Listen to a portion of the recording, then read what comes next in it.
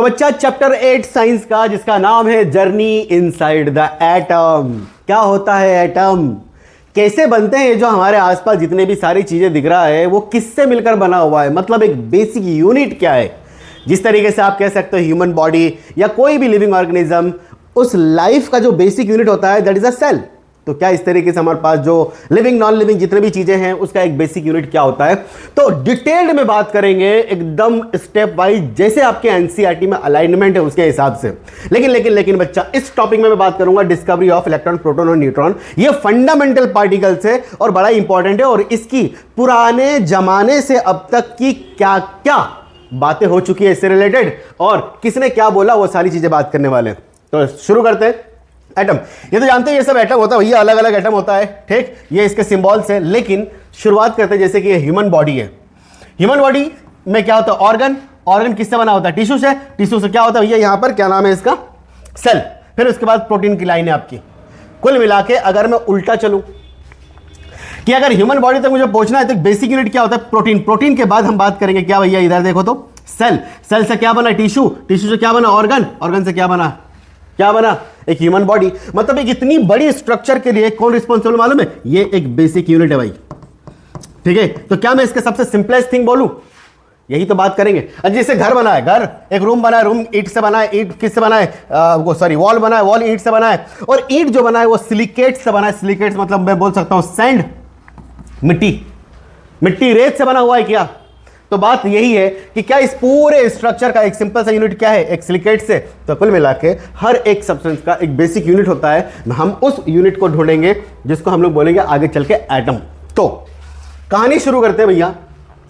Everything जो आपके पास दिख रहा है दिस ऑल आर मैटर, ये सब के सब मैटर है, ठीक है। बेंच चेयर टेबल कुर्सी पानी हवा जितने भी चीजें हैं वो सब के सब मैटर है। लेकिन कुछ चीजें मैटर नहीं होता, जैसे इमोशंस, प्यार, गुस्सा, एंगर, ये सब किस में नहीं आता, मैटर में नहीं आता है। तो बोले सर मैटर एक्चुअल में होता क्या है, तो सुनो, सबसे पहले मैटर वो होता है कि भैया पहली बात तो made up of very very small particle.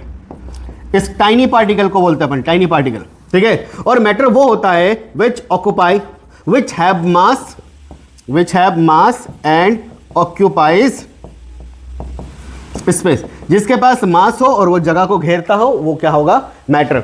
Air ने भी जगह घेर रखा भाई, जो भी आसपास दिख रहा है सबने जगह घेर रखा और सबके पास मास है, तो दिस ऑल आर मैटर। ये यहां पर आपको लिख रखा है, जिसके अराउंड में आपको जो दिखेगा, जिसको आप इमेजिन कर सकते हो, ये सब के सब क्या है, मैटर।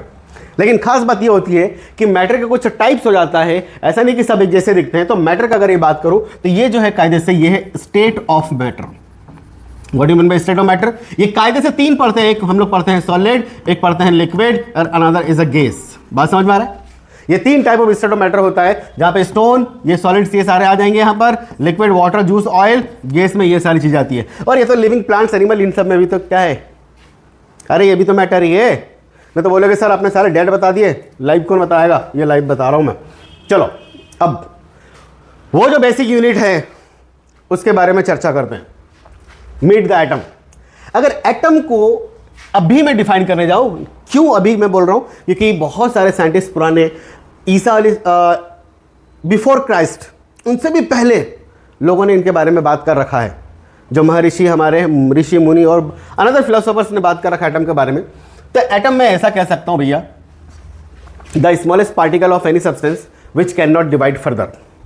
किसी भी सब्सटेंस का सबसे छोटा पार्ट जिसको आगे और आप डिवाइड नहीं कर सकते उसको हम लोग बोलेंगे एटम। तो एटम के बारे में थोड़ी सी बात कर लेते हैं। डेफिनेशन क्या करें, atom is the smallest particle of an element that retain the chemical properties of the element. भैया मेरी बात सुनो, बहुत इंपॉर्टेंट लाइन है ये, बहुत इंपॉर्टेंट लाइन है, एक सेकेंड। हाँ, तो डेफिनेशन क्लियर करता है। अगर आपके पास कोई भी मैटर हो, जैसे मान लेते हैं अल्कोहल है, ठीक है। अब अल्कोहल एक गिलास लोगे या पानी ले लेते हैं, पानी, ठीक है, अल्कोहल थोड़ा सा अलग लगेगा। पानी ले लेते हैं हम लोग, तो पानी का अगर छोटा सा मॉलिक्यूल और उसमें से एक छोटा सा एटम, छोटा सा मॉलिक्यूल भी क्यों ना निकाल लो, H2O ही मिलेगा आपको, ठीक है, उसमें पानी की ही प्रॉपर्टी रहेगी। तो इस तरह कहना चाह रहा है कि भैया वो स्मॉलेस्ट पार्टिकल उस इलेक्ट्रॉन में उसी की प्रॉपर्टीज रहेगी। अच्छा, atom is the fundamental building block of the all matter. भैया सबका एक building block, fundamental building block. बोले सर बिल्डिंग ब्लॉक कैसे? अरे एक बिल्डिंग बनाते हैं तो ईंटों की कैसे ब्लॉक्स, ईंट जो है ब्लॉक्स वाइज कैसे लगे हुए रहते हैं, ठीक है, प्रॉपर अरेंजमेंट के साथ। तो ये तरीके बोल रहा है। अच्छा, living and non living every substance from rock to rose build from atom. यार आपके पास जितनी भी सारी चीजें दिख रही है ना, सबके पास एटम है। मतलब तुम सोच सकते हो एक छोटी सी चीज जो सब में मौजूद है। ये देखो यहाँ पर, चलो मान लीजिए ग्लास ले लिया मैंने, इस ग्लास में अगर एटम को दिखाऊं तो ये इस तरीके से, ये ड्राइंग जैसा भी समझ में आए, लेकिन हाँ इस तरीके से भी होता है, ठीक है। अब एक छोटा सा अगर मैं सोच आपके दिमाग में दिलाऊं कि एटम आखिर इतने क्या होता है, तो वो सारी चीजें हम बात कर रहे हैं।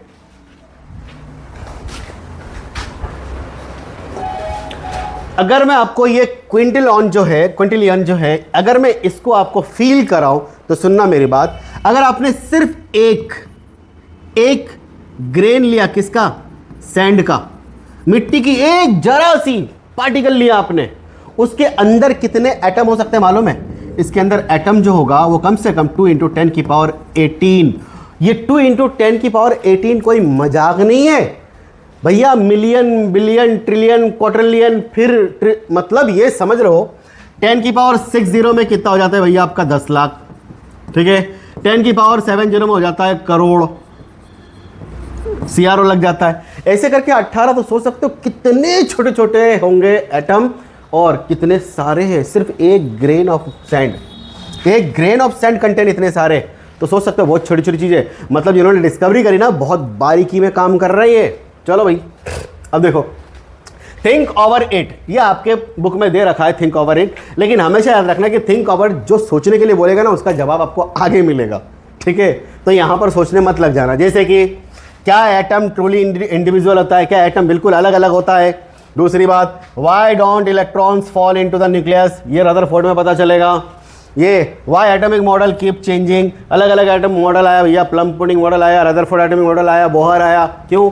ये सारी जवाब आपको आगे मिलेगी, तो इसमें अपन दिमाग खराब नहीं कर रहे। लेकिन अब हम आ जाते हैं वो बेसिक जहां से ये शुरू हुआ, इसकी डिस्कवरी करना शुरू हुआ, इसके बारे में सोचना शुरू हुआ। तो यहां पर है भैया rediscovering the root of the atomic theory. Theory क्यों बोला सर? पहले थ्योरी चल रही थी, मतलब लोग अपनी बात रख रहे थे और लोग मान भी रहे थे। बहुत सालों बाद एक्सपेरिमेंटली ये प्रूव हुआ कि एटम, इलेक्ट्रॉन ऐसा कुछ होता है। तो ये सब जो हम बात करेंगे सिर्फ थ्योरी के, तो सबसे पहला अपना भारत, प्यारा भारत किसी से कम है क्या? उस जमाने में भी सबसे पढ़े लिखे लोग हुआ करते थे, लेकिन आज के जमाने में नहीं है भैया, ठीक है। बेचारे पढ़ रहे हैं लेकिन आगे बढ़ने का मौका ही नहीं दे रहा है। अब क्यों नहीं दे रहा बच्चों? आपको ये चीज समझना चाहिए। बड़े हो गए, आप में से कोई नेता बनेगा, कोई वकील, डॉक्टर, कोई IAS, IPS, बड़े बड़े पदों में जाओगे आप लोग, लेकिन कभी भी एजुकेशन के साथ खिलवाड़ नहीं करा, जो आजकल हम जैसे लोगों के साथ हो रहा है, हमारी एज के लोगों के साथ हो रहा है।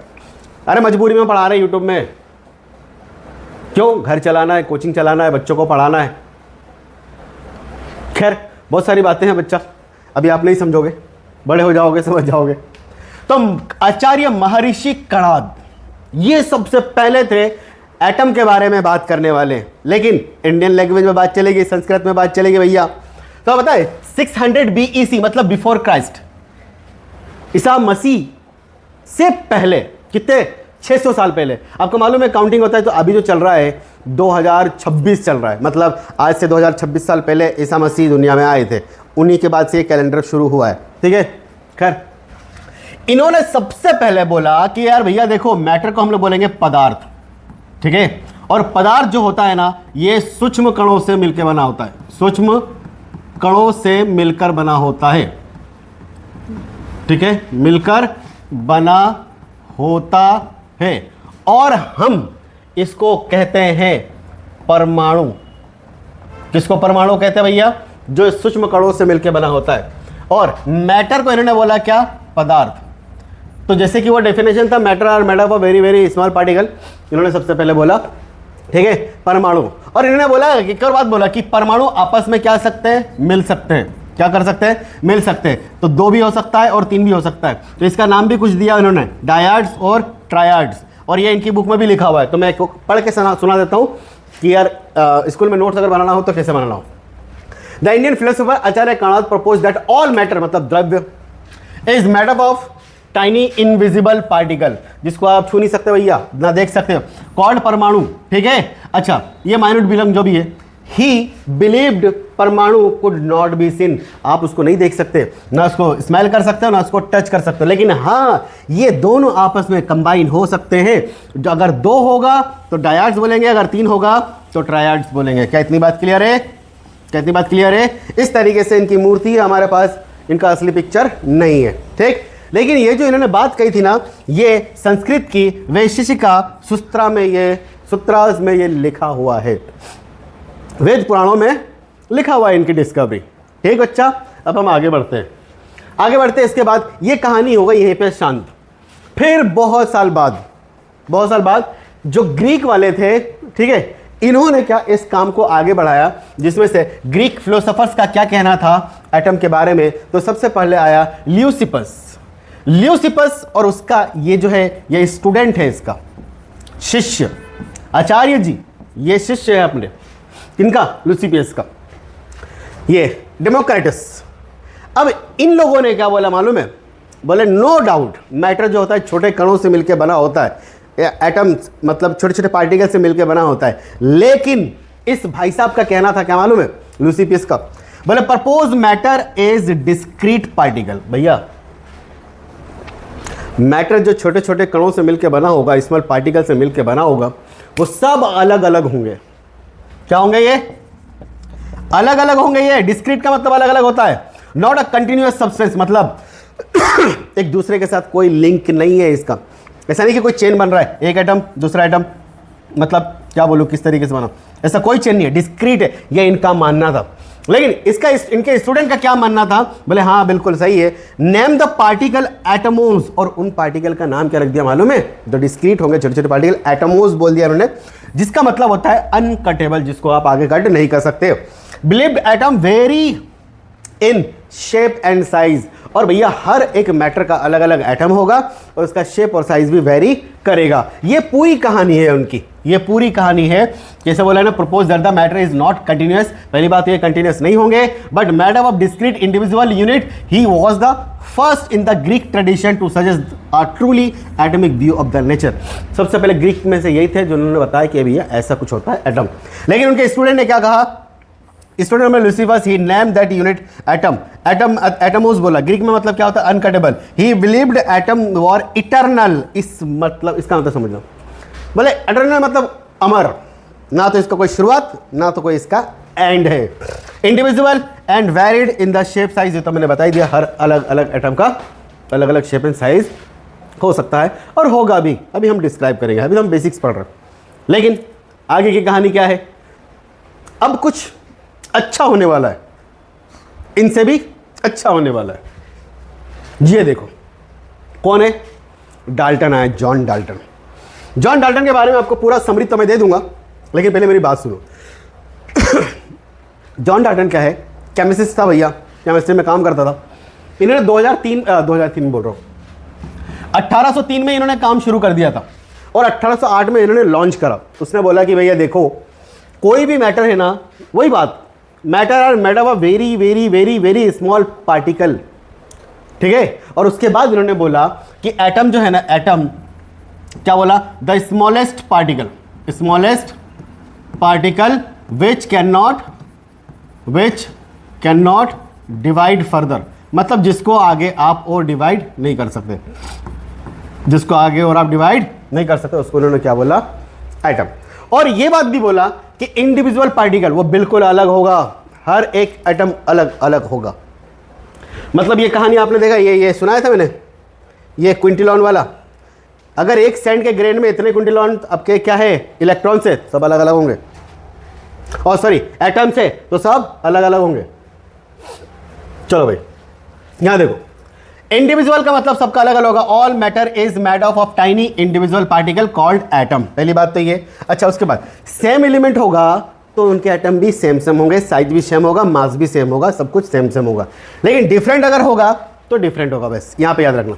Same element same atom, all atom of the given element are the identical in mass and उसकी प्रॉपर्टी जो भी होगी सारी सेम टू सेम होगी, बट कंपाउंड फ्रॉम क्या, कंपाउंड्स फॉर्म बाय कॉम्बिनेशन। अच्छा, ये एटम आपस में एक दूसरे से कंपाउंड बनाएंगे in the simple ratio. In the simple ratio मतलब 1:2, 2:3, 1:1, 2:, अरे बस इस तरीके से बनाएंगे ये, ठीक है। Atom of the different element combine in the fixed ratio two form a compound. अभी आगे मैं बताऊंगा कि कैसे ये आपस में मिलते हैं। और ये मतलब अगर कोई बोलेगा ना कि यार postulates of Dalton atomic theory, तो ये लिख के आ जाना आप, atom are rearrange in chemical reaction, never created and not destroyed. Atom का भी यही काम है, ना तो तुम बना सकते हो ना इसको मिटा सकते हो, मतलब हम अमर है, ठीक है। आगे की कहानी, अगर कोई बोले जॉन डाल्टन से सारी चीजें, तो ये आप पूरा लिख सकते हो स्कूल में, बच्चा आपको सारी चीजें।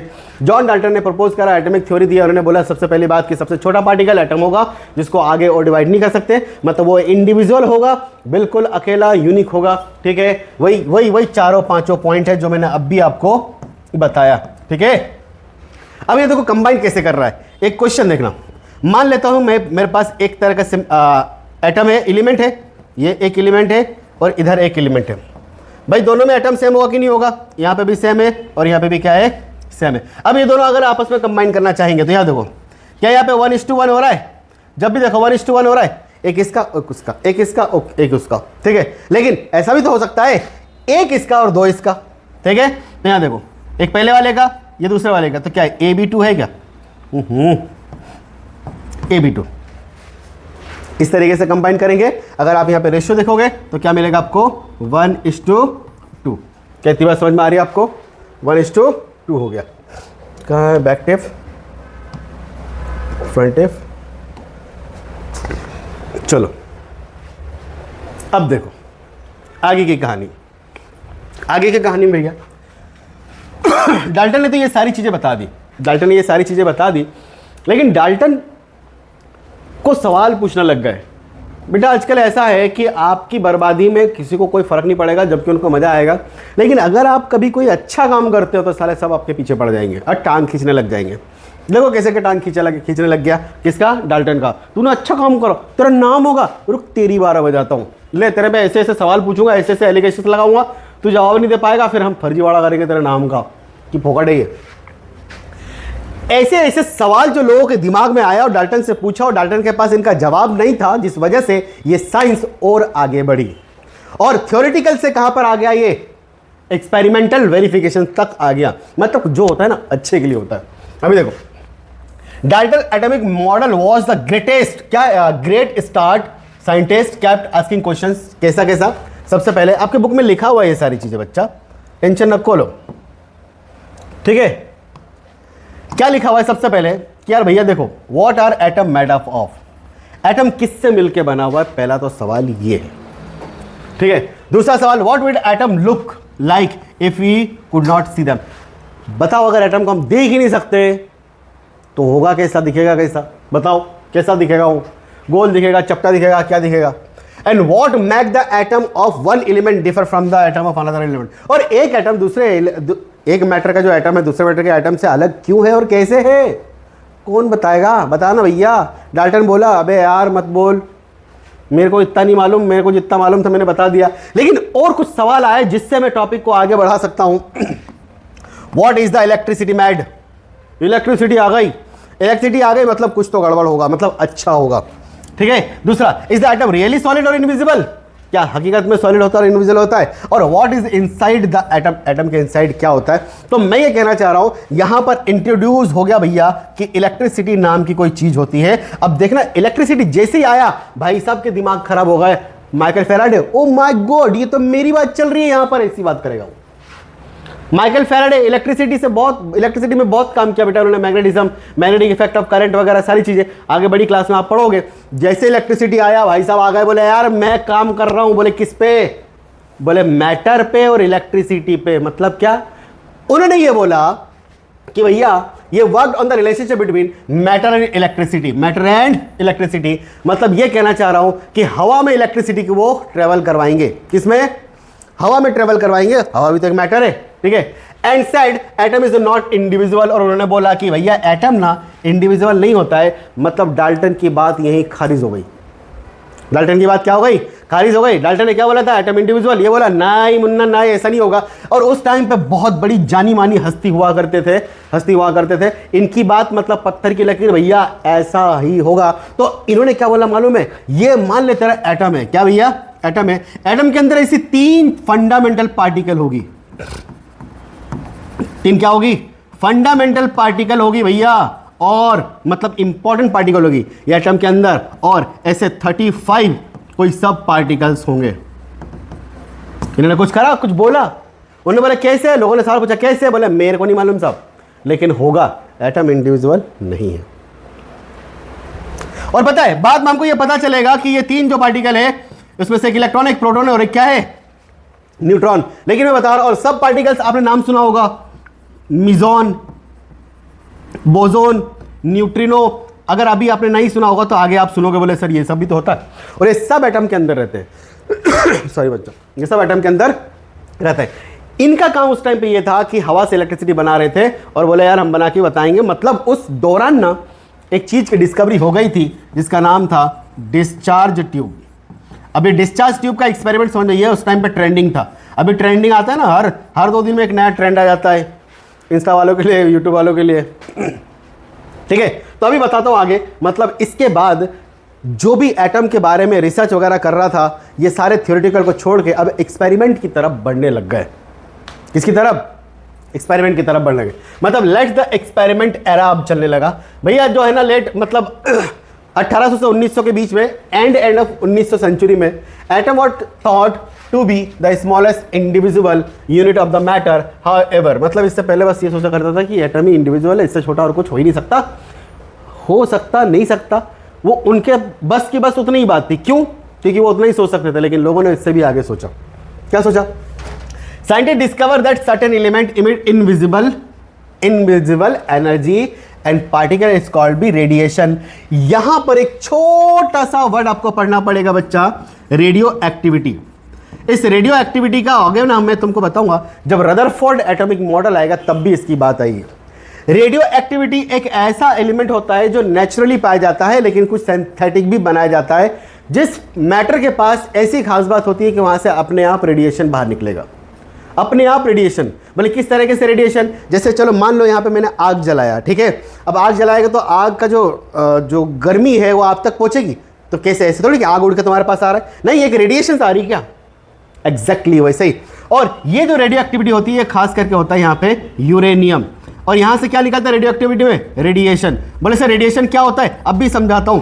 मैं अगर बोल दूं कि यहां पर अगर कोई रेडियो एक्टिव रखूंगा, जैसे यूरेनियम रखूंगा, तो यहां पर क्या निकलेगा, invisible, emit invisible energy, invisible energy. भैया हीट एनर्जी भी होता है कि नहीं होता है। तो यहां से ना 2-3 चीजें निकलती है, 1 2 3 इस तरीके से, ठीक है। एक को अल्फा बोलते हैं, एक को बीटा बोलते हैं, एक को गामा बोलते हैं। ये 3 ये पार्टिकल है भाई। बोले सर अभी ये पार्टिकल बता दोगे, हम हैरान ही जाएंगे। बोले हमको तो इलेक्ट्रॉन प्रोटॉन नहीं मालूम, कहाँ अल्फा पार्टिकल बीटा पार्टिकल में लेके गए हो। लेकिन शांति, अभी आगे इसका आएगा। बस मैं बता दूं, जिससे एटम बॉम्ब बनता है, न्यूक्लियर पावर, इसी से तो बनाते हैं, यूरेनियम से, ठीक है। अभी इतना ही समझो, आगे देखो। डिस्कवरी ऑफ द रेडिएशन, बस वही चीज है भैया, रेडियो एक्टिविटी, वो पूरी बात कर ली मैंने। देखो, the discovery of radiation is the discovery that certain radio active, आगे ना रेडियो एक्टिव सब्सटेंस, जैसे कि आपका क्या हो जाएगा, यूरेनियम। क्या हो गया भैया, यूरेनियम। इमिट रेज और particles naturally, rays and particles, ठीक है। रेज एंड पार्टिकल्स में अल्फा बीटा और गामा, बच्चा ये होता है, एंड कंटिन्यूअसली, और ये निकले जाता है, रुकता ही नहीं है। डिस्कवर्ड बाय हेनरी बैक्यूरेल, इसके पीछे भी बहुत लंबी लंबी कहानी है, लेकिन अभी हम बात नहीं करेंगे। और ये इस तरीके से रेडिएशन, तो बताया इलेक्ट्रिसिटी का यूज हो रहा है यहाँ पे, अभी आगे आएगा ना तब आपको इसका भी डायग्राम का पूरा प्रॉपर समझ में आ जाएगा, लेकिन बुक में इस तरीके से नहीं है। अभी देखो कैसे है, अब देखो डिस्कवरी ऑफ द इलेक्ट्रॉन। बोले यार जितने भी मैटर है सब छोटे छोटे पार्टिकल से मिलकर बना, जिसको हमने बोला एटम। लेकिन माइकल फैराडे साहब ने यह बोला था कि एटम इंडिविजुअल नहीं है, इसके अंदर कुछ और भी है सॉरी, जिसमें 3 फंडामेंटल पार्टिकल है और ऐसे 35 सब पार्टिकल है। तो बोले यार 35 तो समझ नहीं आता कैसे निकालूंगा, लेकिन उन 3 में से किसी को ढूंढते हैं, चलो साले को ढूंढते हैं। तो मैंने जैसा कहा कि उस टाइम पे बच्चा डिस्चार्ज ट्यूब का ट्रेंडिंग चल रहा था। अब डिस्चार्ज ट्यूब क्या होता है, कांच की नली होती है, ग्लास ट्यूब होता है जिसके अंदर कोई गैस भरा जाता है और उसको हाई वोल्टेज से जोड़ा जाता है, और हाई वोल्टेज से जोड़ने के बाद वो चेक करते हैं कि यहाँ पर ऐसा क्या हो रहा है। इस तरीके से एक्सपेरिमेंट है। तो यहाँ देखो 1987 scientist experimented with the sealed glass tube which, जिसमें हम क्या रखेंगे बेटा, मोस्ट एयर रहेगा, हैड बीन रिमूव, जिससे सारा एयर को हम रिमूव कर देंगे, एंड हाई वोल्टेज अप्लाइड करेंगे और ग्लोइंग बीम, दिस बीम और कैथोड रेज। अभी हम बात नहीं करते, लेकिन मैं आपको पूरी बात बताता हूँ। देखो इलेक्ट्रॉन की डिस्कवरी कैसे हुई, आपको बहुत अच्छे से मालूम है। जितने भी मैटर है सबके पास क्या होगा, एटम होगा। एटम के अंदर क्या वो 3 फंडामेंटल पार्टिकल होंगे, और उन फंडामेंटल पार्टिकल में से इलेक्ट्रॉन भी हो सकता है, प्रोटॉन भी हो सकता है, न्यूट्रॉन भी हो सकता है, कोई भी हो सकता है। तो उसको कैसे पता करेंगे, तो उन्होंने ये एक सेटअप लिया, आपके बुक में ये डायग्राम है।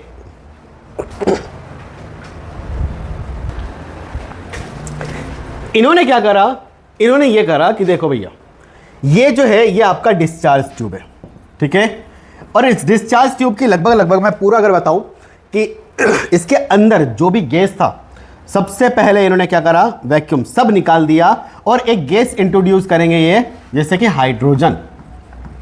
और ये हाइड्रोजन गैस किस में होना चाहिए मालूम है, लो प्रेशर पे होना चाहिए और हाई टेम्परेचर पे होना चाहिए, और हाई टेम्परेचर पे होना चाहिए। पूरी सेटअप देखो, यहां पर एक बैटरी लगाई, डिस्चार्ज ट्यूब, देखो ये बैटरी, इसमें लगभग हाई वोल्टेज की जगह बोलते हैं 10,000 वोल्टेज लगाते हैं। कितने हजार, 10,000 वोल्टेज लगाते हैं। और एक और बात बता दो, बैटरी में 2 टर्मिनल होता है, नेगेटिव, तो ये नेगेटिव, इस नेगेटिव को ये लोग बोलते हैं कैथोड, और ये पॉजिटिव से कनेक्ट तो ये हो जाएगा पॉजिटिव, इसको हम लोग बोलेंगे एनोड। तो ये देखो कैथोड एनोड हो गया। अब इन्होंने क्या करा, वैक्यूम से क्या करा, सारी चीजें निकाल ली, एयर, और क्या इंट्रोड्यूस करा, हाइड्रोजन गैस। मतलब इसके अंदर क्या है, हाइड्रोजन गैस है मेरे पास। पूरी कहानी बताता हूं मैं आपको। अब ये 10,000 वोल्ट, समझ सकते हो कितना ज्यादा वोल्ट है, बहुत ज्यादा है। सलमान खान को 440 का लगा था भैया, लग गए 440 वोल्ट छूने से तेरे, वो संभाल नहीं पाया 440, तुम 10,000 कहां से संभालोगे, ठीक है। तो ये 10,000 वोल्ट पे at high temperature, at high temperature क्या कांड होता है, देखो ये जो आपका हाइड्रोजन है, हाइड्रोजन, 2 हाइड्रोजन है, क्या थोड़ा बहुत आपको मालूम होगा, ये 2 हाइड्रोजन आपस में इस तरह से मिलके रहते हैं, ठीक है। और हाई टेम्परेचर पे क्या होता है मालूम है, हाई वोल्टेज ड्रामा। ये बॉन्ड जो है इनके बीच का, ये क्या है इनके बीच का बॉन्ड, ये बॉन्ड क्या हुआ भैया, ब्रेक हो गया। और बॉन्ड ऐसा ब्रेक होता है कि ये H पॉजिटिव में टूटता है और प्लस में एक इलेक्ट्रॉन बाहर निकलता है। अच्छा, इसको बोलते हैं, बॉन्ड ब्रेक को बोलते हैं आयोनाइज। आपके बुक में लिखा है आयोनाइज, मतलब आयंस में टूट जाना, पॉजिटिव और नेगेटिव में। यहां पर देख पा रहे हो, यहां पे एक हाइड्रोजन का पॉजिटिव है, लेकिन ये जो है ना बेटा, यहां पे 1 इलेक्ट्रॉन नेगेटिव, यही है आपका कैथोड रेज। बोले सर कैथोड रेज अभी तो बताया नहीं। तो अब सुनना आगे की कहानी, मैंने आगे तो बता दिया आपको। ये सेटअप कुछ ऐसा तैयार हुआ, ये एनोड, ये कैथोड हो गया, ये एनोड हो गया, यहाँ पे वैक्यूम हाइड्रोजन गैस है। अब ये देखा ये गया, यहाँ पर जो है ना एनोड को लिया इसने परफोरेटेड। एनोड कैसा होना चाहिए, परफोरेटेड, ठीक है, मतलब जाली वाला। पूड़ी तलता है ना मम्मी पूड़ी तलती है, वो जाली वाला होता है ना उठाने का, इसे परफोरेटेड। और यहाँ पे लगा दिया इन्होंने एक केमिकल, चमक बोलो, चमक, ये एक तरह से क्या है, केमिकल, ठीक है। और इस केमिकल का फॉर्मूला होता है ZNS, इसको इंग्लिश में बोलते हैं इफ्लोरोसेंट। अब बोले भैया वो तो दिखता नहीं है, तो बोले कैसे पता चलेगा। तो इन्होंने ये ऑब्जर्व करा माइक्रोस्कोपी का कुछ भी लेवल से कि यहां से कुछ निकल रहा था, इधर की तरफ जा रहा था।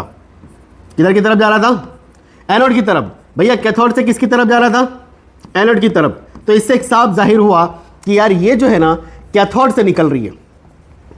जब कैथोड से इमिट हो रही है तो इसका नाम रख दिया इन्होंने कैथोड रेज। और कैथोड रेज, एक बात बताओ, क्या ये नेगेटिव से पॉजिटिव की तरफ जा रहा है, क्या ये नेगेटिव से पॉजिटिव की तरफ जा रहा है। इससे साफ जाहिर होता है कि भैया नेगेटिव और पॉजिटिव आपस में क्या करता है, अट्रैक्ट। बोले इनका पता कैसे चल रही थी, यहां पर क्या लगा था, चमक।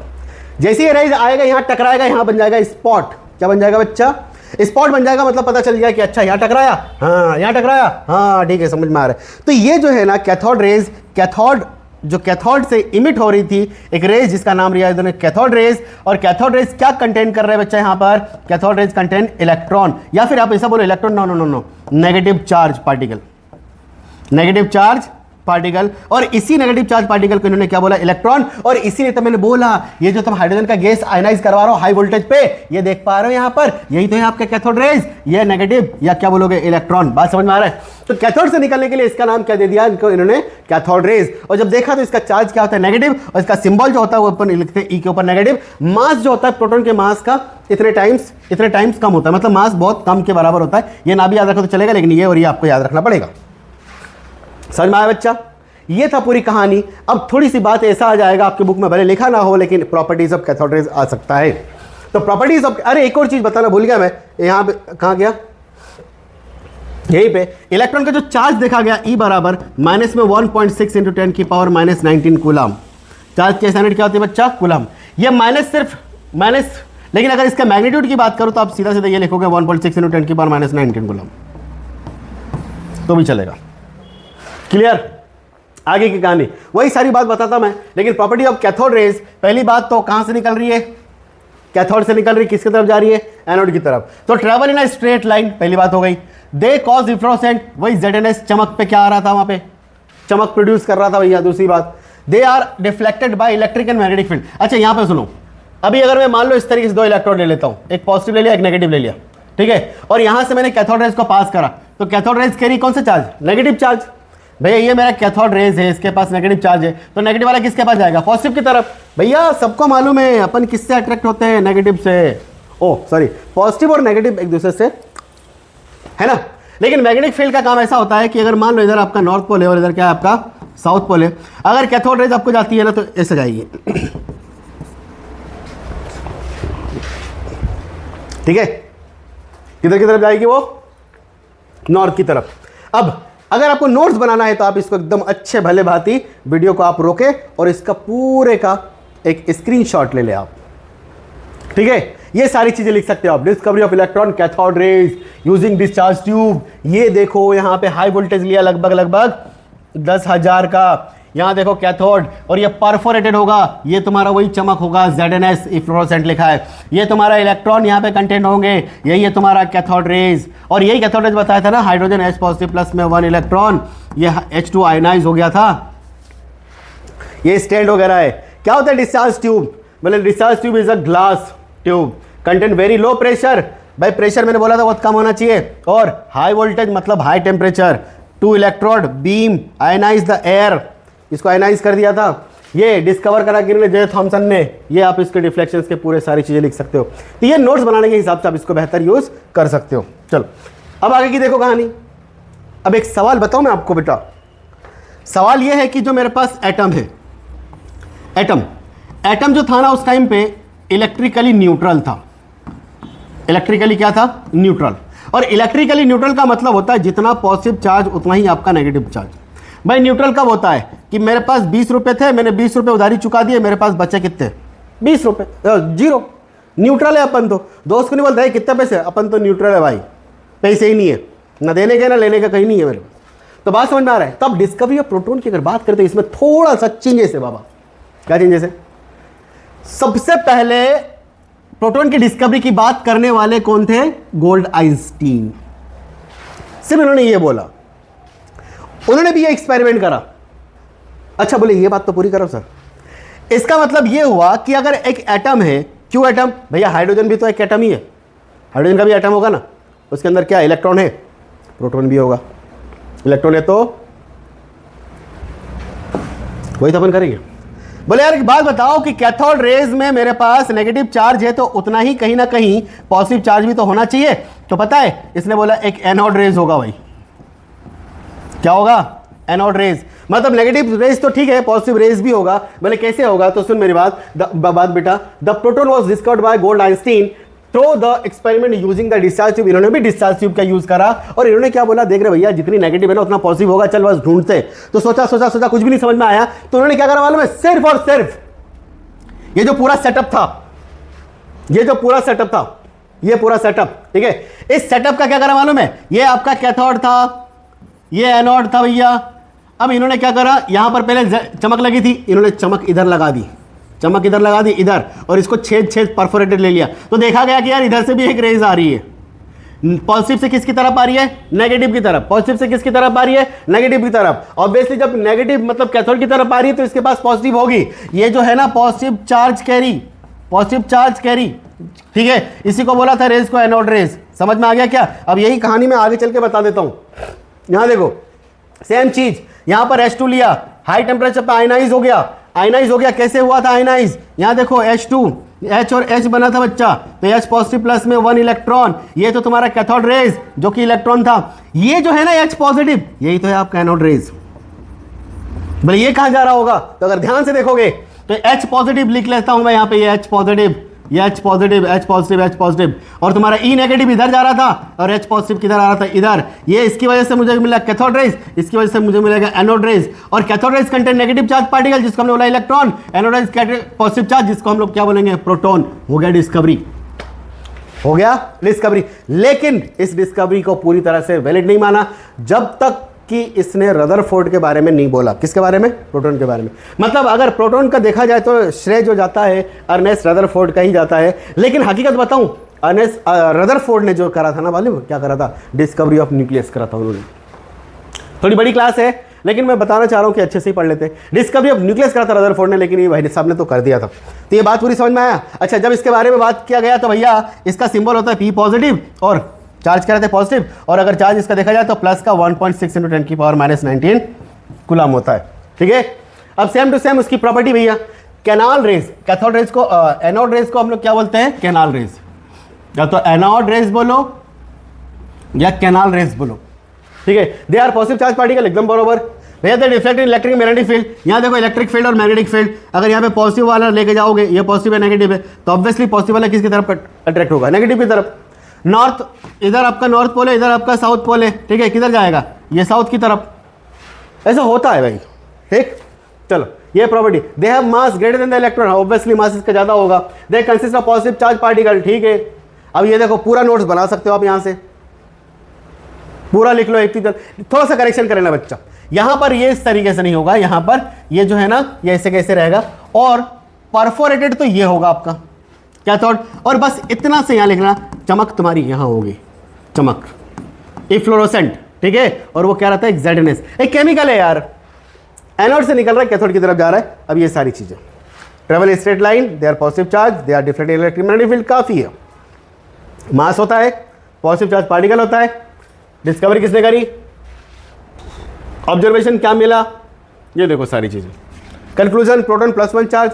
AMU अपने काम का नहीं है अभी हम थोड़ा आगे पढ़ेंगे। AMU हो गया भैया, ये लिख सकते हो। अब डिस्कवरी ऑफ न्यूट्रॉन, न्यूटन का ना डिस्कवरी बहुत बाद में हुआ था, लेकिन मैं इसलिए बता रहा हूं क्योंकि तीनों डिस्कवरी अपन एक साथ पढ़ लेंगे, ठीक है। तो the Newton was the discovered by the British physicist sir James Chadwick 1932। 1932 से पहले ना आपके यूरेनियम वगैरह जो रेडियो एक्टिव मटेरियल है उसकी डिस्कवरी हो गई थी, और उसके डिस्कवरी से ये पॉसिबल है। Discover by bombarding of the thin sheet of beryllium with alpha particle, ठीक है। बोले हुआ कैसे, इसको यहां समझो। यहां पर रख दिया इन्होंने यूरेनियम या फिर रेडियो एक्टिव मटेरियल बोलो।